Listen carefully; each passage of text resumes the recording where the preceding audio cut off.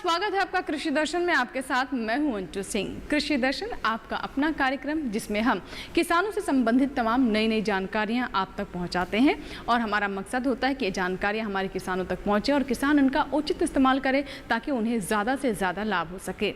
आज के कृषि दर्शन में हमेशा की तरह शुरुआत करेंगे विज्ञान और किसान से, इसके बाद बात करेंगे कृषि स्टार्टअप की और अंत में दिखाएंगे फार्मिंग इंडिया। तो चलिए शुरुआत करते हैं कृषि दर्शन की।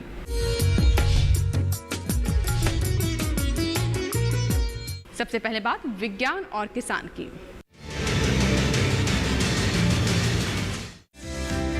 केंद्रीय कृषि और किसान कल्याण मंत्री श्री नरेंद्र सिंह तोमर ने वीडियो कॉन्फ्रेंसिंग के जरिए एक मीटिंग की है जिसमें राज्यों और केंद्र शासित प्रदेशों के कृषि मंत्रियों ने शिरकत की। मीटिंग के मुख्य रूप से 3 एजेंडे रहे। इनमें कृषि अवसंरचना कोष, किसान क्रेडिट कार्ड परिपूर्णता स्कीम और किसान उत्पादक संगठनों के लिए नई नीति शामिल रहे। इस पर केंद्रीय कृषि और किसान कल्याण मंत्री श्री नरेंद्र सिंह तोमर ने दूरदर्शन किसान से खास बातचीत की। इस वक्त हमारे साथ मौजूद है केंद्रीय कृषि एवं किसान कल्याण मंत्री नरेंद्र सिंह तोमर। आइए उनसे हम बात करते हैं। सर, अभी आज एक मीटिंग की गई अलग अलग राज्यों के कृषि मंत्रियों के साथ और जो केंद्र शासित प्रदेश हैं उनके मंत्रियों के साथ, और कुछ प्रावधान भी रहे। इसमें 3 एजेंडे थे। क्या मुख्य एजेंडा रहा इसमें? भारत सरकार प्रधानमंत्री नरेंद्र मोदी जी के नेतृत्व में लगातार 6 वर्षों से इस बात का प्रयत्न कर रही है कि किसानों की आमदनी दोगुनी हो, कृषि क्षेत्र में उत्पादन बढ़े, उत्पादकता बढ़े, कृषि उत्पाद का निर्यात बढ़े, हमारे देश में प्रोसेसिंग और पैकेजिंग बढ़े, जिससे किसान को उसके उत्पाद का उचित मूल्य मिल सके। इसलिए विगत कार्यकाल में भी अनेक रिफॉर्म किए गए, योजनाएं बनी और उनसे किसान देश भर का लाभान्वित हो रहा है। प्रधानमंत्री नरेंद्र मोदी जी के दूसरे कार्यकाल में प्रधानमंत्री जी ने कृषि के क्षेत्र में आमूलचूल परिवर्तन आए, इस दिशा में अनेक निर्णय किए हैं। उनमें प्रमुख रूप से देश में 10,000 FPO कृषि उत्पाद संगठन ये बनाने का निर्णय लिया। हमारे देश में लगभग 85% किसान छोटे और मझोले हैं। छोटे किसान का रकबा छोटा है, इसलिए वो बड़ी पूंजी का निवेश नहीं कर सकता, उसकी माली हालत भी ठीक नहीं है और निजी निवेश भी उसके पास तक नहीं पहुंचता। उसका उत्पादन भी छोटा होता है। उत्पादकता बढ़ाने के लिए जो उसको गाइडेंस की आवश्यकता होती है उससे भी वो उपेक्षित रहता है। उसका जितना उत्पादन होता है उसको भी अच्छे मूल्य नहीं मिल पाते और इसलिए प्रधानमंत्री जी ने कृषि उत्पाद संगठन बनाए जाएं, जिसमें छोटे छोटे किसानों के समूह बने। वो सारे समूह में किसान आकर विचार करें, प्रशिक्षण लें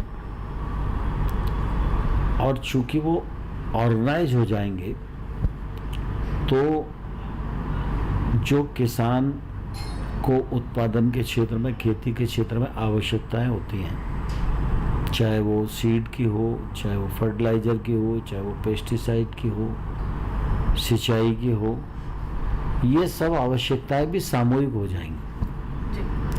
और जब सामूहिक रूप से इन आवश्यकताओं को पूरा करेंगे तो ये सब आवश्यकताएं थोक भाव पर पूरी होंगी। इससे लागत में कमी आएगी। जो प्रोडक्शन है उसका वॉल्यूम बढ़ जाएगा तो इस प्रोडक्शन को एक राज्य से दूसरे राज्य में भी किसान बेच पाएगा। इससे उसको अपने उत्पादन का उचित मूल्य प्राप्त हो सकेगा।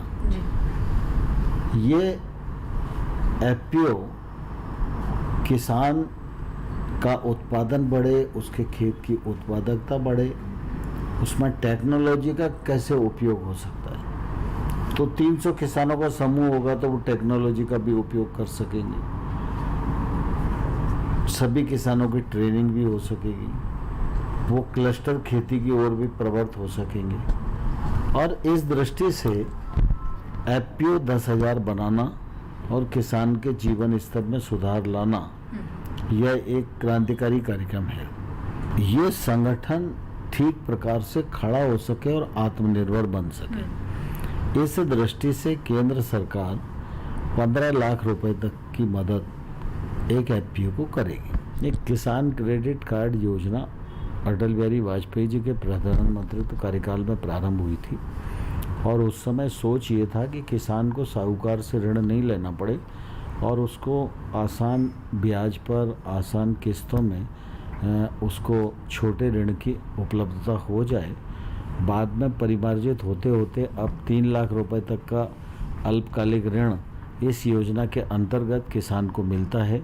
अभी 6.5 करोड़ किसान इस योजना के अंतर्गत कवर हैं और लगभग 4 लाख करोड़ से अधिक का लोन उन पर है, जिसकी प्रतिवर्ष अदायगी की तारीख 31 मार्च होती है तो उनको ब्याज सब्सिडी मिलती है और ये लोन उनको 4% ब्याज पर मिलता है। इस बार लॉकडाउन को देखते हुए इसको बढ़ाकर 31 अगस्त कर दिया गया है। शेष जो किसान बचे हैं उनके पास भी किसान क्रेडिट कार्ड हो और वो भी 3 लाख रुपए तक के ऋण की सुविधा ले सकें, जिससे कि वो अपनी खेती के काम में भी उपयोग कर सके और उसके हाथ में पैसा रह सके। इसके लिए हम लोगों ने फरवरी में अभियान शुरू किया था। उस अभियान के अंतर्गत 75 लाख एप्लीकेशन आई थी, बाद में लॉकडाउन हो गया। 75 लाख में से 58 लाख एप्लीकेशन डिसाइड हो गई, उनको लगभग 68,000 करोड़ रुपए का लोन डिस्पर्स हो गया और अभी इस अभियान को फिर तेज करने की हमारी कोशिश है और देश भर में इस अभियान को तेज करके 2.5 करोड़ और किसानों को इस केसीसी से जोड़ेंगे तो इसके माध्यम से लगभग 2 लाख करोड़ से अधिक का ऋण किसानों को प्राप्त होगा। जी। दूरदर्शन किसान से बात करने के लिए बहुत बहुत धन्यवाद। इसी के साथ ही फिलहाल वक्त हो गया एक छोटे से ब्रेक का। ब्रेक के बाद जब वापस आएंगे तो बात करेंगे कृषि स्टार्टअप की। आप देखते रहें कृषि दर्शन।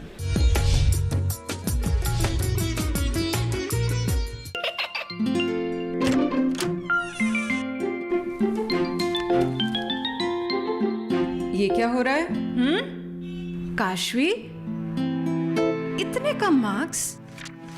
काशू बेटा पढ़ा करो, पढ़ोगी नहीं तो आगे कैसे बढ़ोगी? मम्मा मैं भी तो आपसे यही कहना चाहती हूँ, पढ़ा करो, आप पढ़ से बढ़ोगे। मतलब?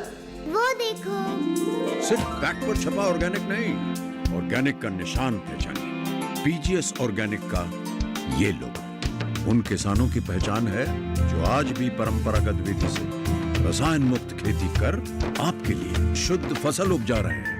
अब समझे मम्मा, अगर मैं प्योर ऑर्गेनिक फूड नहीं खाऊंगी तो अच्छे मार्क्स कहाँ से लाऊंगी? अच्छा बच्चों, जैविक खेती की इस मुहिम को आगे बढ़ाइए, शुद्ध ऑर्गेनिक अपनाइए।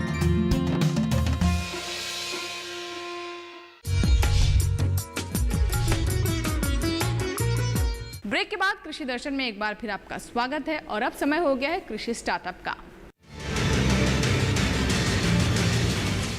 कृषि स्टार्टअप में हम उन किसानों की कहानी आप तक पहुंचाते हैं जिन्होंने कृषि के क्षेत्र में कुछ बेहतर किया है, नाम कमाया है और दूसरे किसानों के लिए उदाहरण बने हैं। ये वो किसान हैं जिन्होंने अपनी लगन, अपनी मेहनत और अपनी इच्छा शक्ति से असंभव को संभव कर दिखाया। आइए दिखाते हैं कृषि स्टार्टअप में ऐसे ही किसान की कहानी।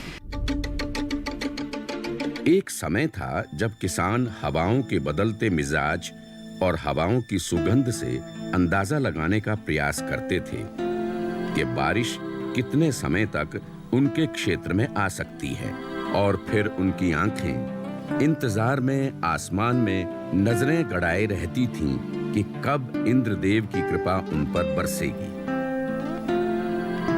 बदलते वक्त के साथ उनके इस पूर्वानुमान की सूचना उन्हें रेडियो और फिर धीरे-धीरे टेलीविजन के माध्यम से भी प्राप्त होने लगी। टेलीविजन पर आसमान में छाए बादलों के सैटेलाइट चित्र किसान की उम्मीदों में रंग भरने का काम करने लगे और इस सटीक पूर्वानुमान के पीछे काम कर रहे थे ऐसे अद्वितीय यंत्र जो हवाओं और मौसम के रुख की पहचान करने में पूर्ण रूप से सक्षम थे।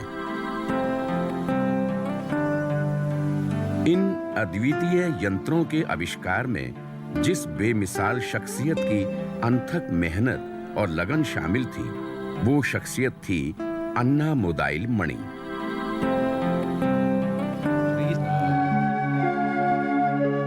विलक्षण प्रतिभा की धनी अन्ना मणि स्वतंत्र भारत 5 प्रमुख महिला वैज्ञानिकों में से एक तथा अपने राज्य केरल की प्रथम वैज्ञानिक थी, जिन्होंने उच्च गुणवत्ता से परिपूर्ण स्वदेशी उपकरणों का आविष्कार करके पूरे भारत में सौर विकिरण केंद्रों का एक बड़ा नेटवर्क स्थापित करने का महत्वपूर्ण काम किया।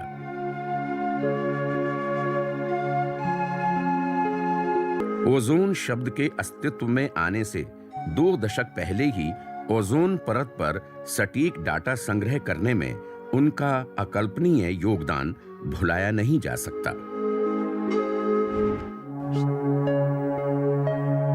1960 में अन्ना मणि ने वायुमंडल में ओजोन परत के माप की ओर ध्यान आकर्षित किया। अभी दुनिया ने इसके बारे में सोचा भी नहीं था। उन्होंने अपनी टीम के साथ भारत के पहले ओजोन सोंड को विकसित किया, जिसे अंटार्कटिका के भारतीय अनुसंधान केंद्र पर इस्तेमाल किया गया, जो अब तक भारत के अलावा केवल 4 देशों के पास उपलब्ध था। अन्ना मणि को उनकी इस उपलब्धि पर अंतर्राष्ट्रीय ओजोन आयोग का सदस्य बनाया गया। 1963 में भारत अपने पहले ऐतिहासिक रॉकेट प्रक्षेपण की तैयारी कर रहा था। विक्रम साराभाई ने अन्ना मणि को इस ऐतिहासिक कार्य में सहायता करने के लिए आमंत्रित किया। अन्ना मणि और उनकी टीम ने सिर्फ 2 दिन में 200 फुट ऊंचे टावर को पूना से उखाड़कर थुम्बा रॉकेट लॉन्च स्टेशन पर स्थापित करके अपना महत्वपूर्ण योगदान दिया। और 21 नवंबर 1963 के दिन पहले रॉकेट लॉन्च के अवसर पर इस ऐतिहासिक कदम का अन्ना मणि हिस्सा बन गई। 1969 में उन्हें मौसम विभाग दिल्ली के इंस्ट्रूमेंटेशन प्रभाग में उप महानिदेशक के पद पर नियुक्त कर दिया गया। अन्ना मणि इस प्रतिष्ठित पद पर नियुक्ति पाने वाली पहली महिला वैज्ञानिक थी। 1976 में अन्ना मणि भारतीय मौसम विभाग से उप महानिदेशक के पद से सेवानिवृत्त हो गईं। 1994 में एक आघात ने उन्हें शारीरिक रूप से अक्षम कर दिया। देश को मौसम इंस्ट्रूमेंटेशन में अपने पैरों पर खड़ा करने वाली प्रगतिशील साहसी महिला अपने शेष जीवन के लिए व्हील चेयर पर सीमित हो गई थी। देश को आत्मनिर्भर बनाने वाली कर्मठ महिला त्रिवेंद्रम में अपनी बहन के परिवार के सहारे जिंदगी गुजारने पर मजबूर हो गई थी। अंततः 16 अगस्त 2001 में भारत की इस महान महिला वैज्ञानिक ने तिरुवनंतपुरम में अंतिम सांस ली। प्रतिबद्ध वैज्ञानिक, दूरदृष्टा, देशभक्त, कुशल प्रशासक तथा मानवीय गुणों से परिपूर्ण एक अद्भुत इंसान, जिसने अकेले रहकर भी लाखों लोगों को जीवन भर गतिशील रहने का संदेश दिया, इस देश की मिट्टी में विलीन हो गई।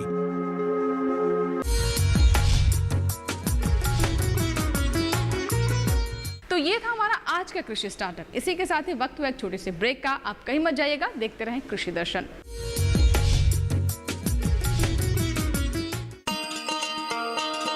किसान भाइयों, गांठ बांध लो, गांठ बांध लो। बात बहुत है काम की, समृद्धि के पैगाम की। मिट्टी के मिजाज को समझो, मिट्टी के हर राज को समझो। मिट्टी की तुम जांच कराओ, मुफ्त सॉइल हेल्थ कार्ड ले जाओ। अभी मुनासिब बीज लगाओ, सही किस्म की खाद ले आओ, जितनी जरूरी उतनी डालो, सही मात्रा खुद पहचानो, इसको अपना मंत्र बना लो, मिट्टी की सेहत तो जानो। बात बहुत है काम की, कम लागत अधिक वरदान की, किसान भाइयों गांठ बांध लो। आज ही मिट्टी की जांच कराएं, राज्य सरकार के कृषि अधिकारी से संपर्क करें और मुफ्त में सॉइल हेल्थ कार्ड पाएं। कृषि और किसान कल्याण मंत्रालय द्वारा किसान हित में जारी। सूखा हो या बेमौसम की बरखा हो, कीड़ा लगे खेत में या दुविधा हो, बहुत ही कम प्रीमियम पे पूरी हो भरपाई, फसल बीमित रहे कटाई के बाद भी भाई। हाँ, ऋणी या अऋणी अब हर किसान लाभ उठाए, एक मौसम कदर है सब किसान बीमा कराए, प्रधानमंत्री फसल बीमा योजना से हर किसान मुस्काए। कृषि और किसान कल्याण मंत्रालय द्वारा किसान हित में जारी। ब्रेक के बाद कृषि दर्शन में एक बार फिर आपका स्वागत है। अब समय हो गया है फार्मिंग इंडिया का। फार्मिंग इंडिया में हर बार हम आपको अलग अलग फसलों से संबंधित और साथ ही पशुपालन से जुड़ी हुई जानकारियां देते हैं, ताकि हमारे किसान वैज्ञानिक तरीकों को अपना सके और कम लागत में ज्यादा लाभ ले सकें। आइए जानते हैं आज क्या विशेष है फार्मिंग इंडिया में।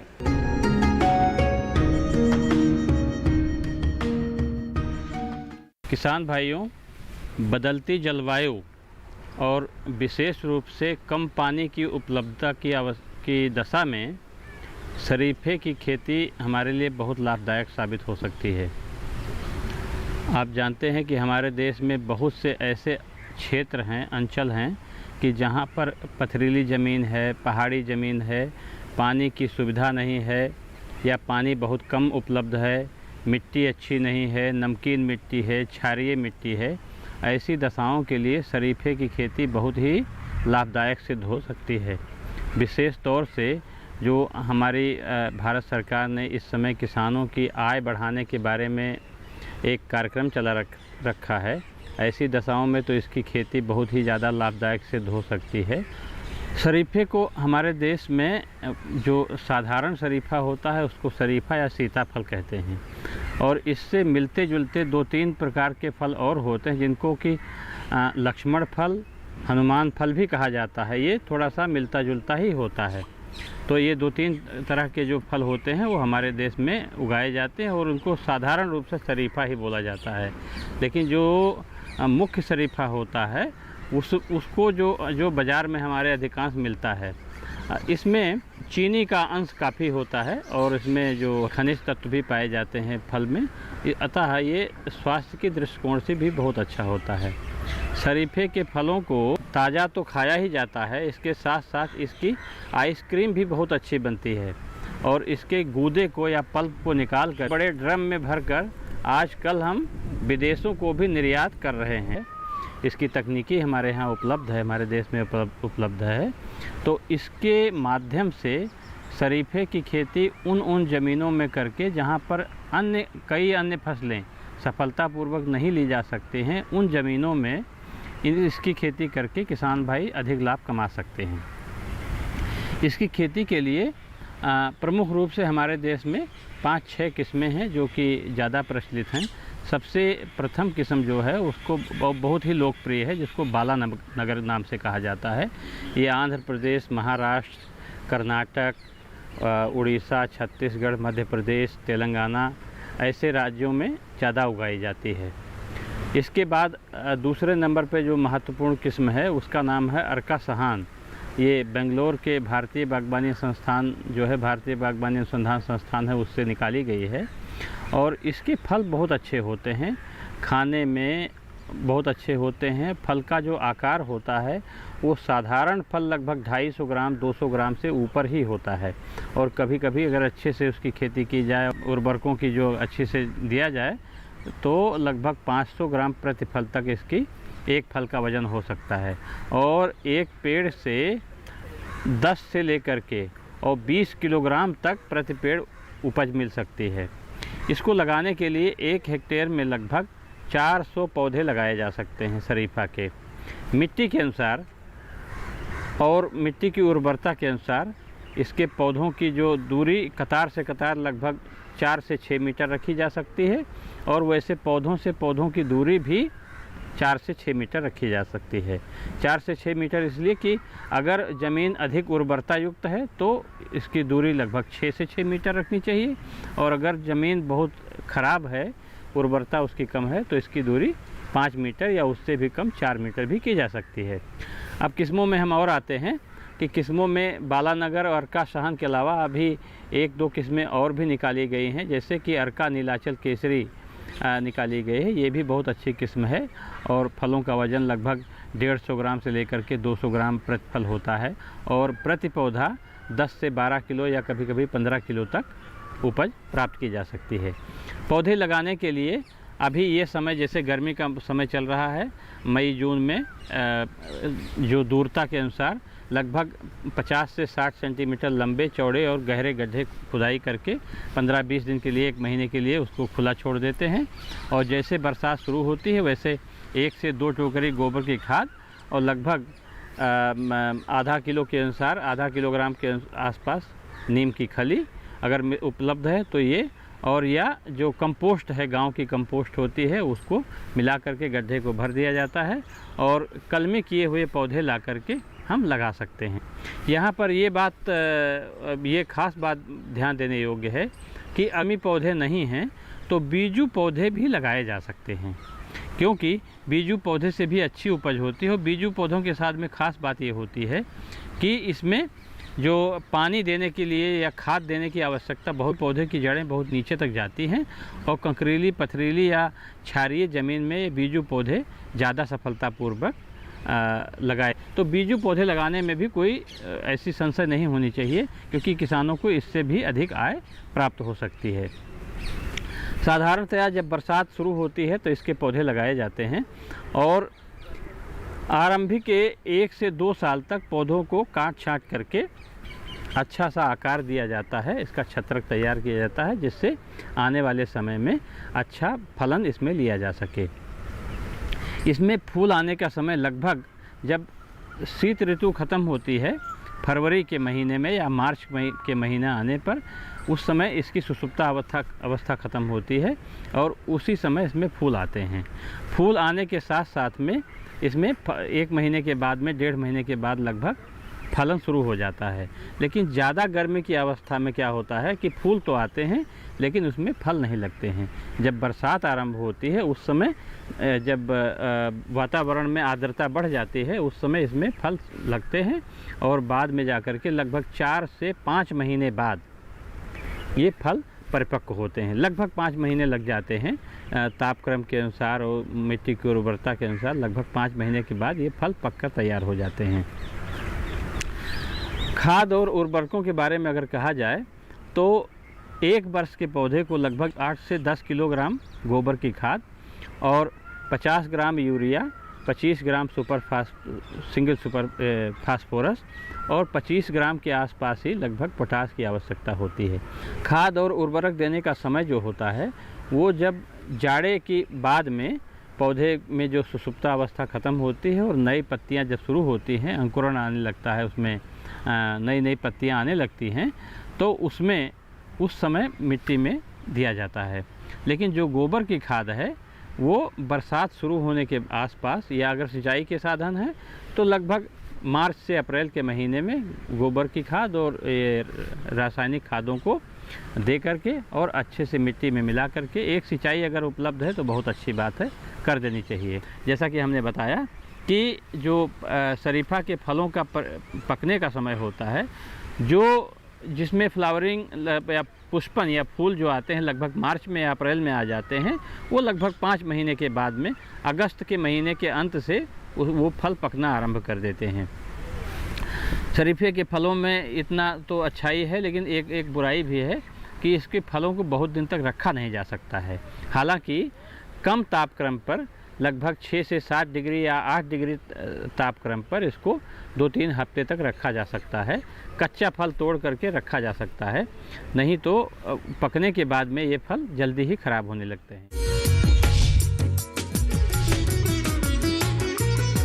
तो ये था हमारा आज का कृषि दर्शन। लेकिन आपके मन में अगर कोई सुझाव है, आप हम तक कोई बात पहुंचाना चाहते हैं, तो आप हमें पत्र लिख सकते हैं। हमारा पता है कृषि दर्शन, कमरा नंबर 10, CPC, दूरदर्शन, खेलगांव, नई दिल्ली 110049। अगर आप चाहें तो हमें ईमेल भी कर सकते हैं। हमारा ईमेल पता है krishidarshandk@gmail.com। तो ये था हमारा आज का कृषि दर्शन। नए अंक में नई जानकारियों के साथ फिर होगी आपसे मुलाकात। आप बने रहे दूरदर्शन किसान के साथ। नमस्कार।